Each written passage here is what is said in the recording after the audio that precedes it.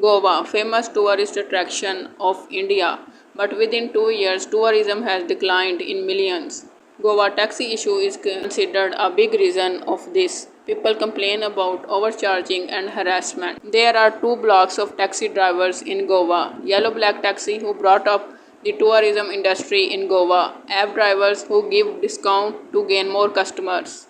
Real question is still, is there overcharging for customers? Then yes it is.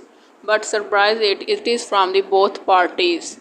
If customer goes from hotel to airport, yellow black taxi charge customer both ways rupees 1500.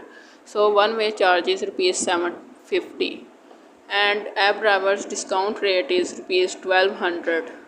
But the customer is going one way. So customer charge should be 750, not 1200 or 1500. Why there is overcharging from taxi drivers? It is the fault of government because government has made wrong policies which cause overcharging for customers.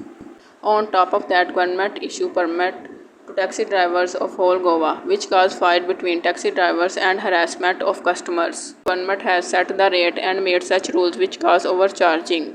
Like for app drivers, there is a rule to work from home. For this, taxi drivers have to cover more distance to reach customer, and government has bound 1,000 taxi drivers to stay at the airport, which cause empty return from airport of yellow black taxi to hotel. In both cases, customer have to pay more.